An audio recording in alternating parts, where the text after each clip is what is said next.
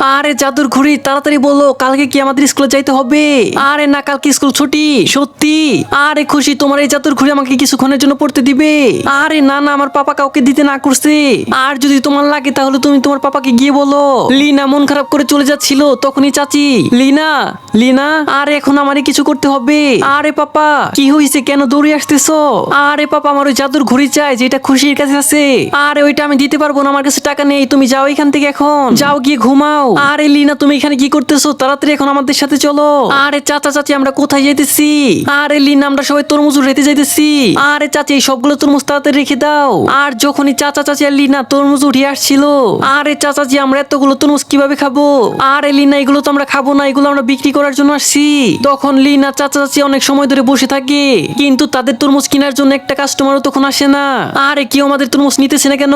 Idea, আরে যে আমাদের লাল তরমুজ খাবে সে আমার মতো কিউট হয়ে যাবে। আরে আমার তরমুজ লাগবে, আমারও লাগবে, আমাকেও দাও। আরে আমার অনেক ক্ষুধা লাগছে, প্লিজ আমাকে তাড়াতাড়ি খেতে দাও।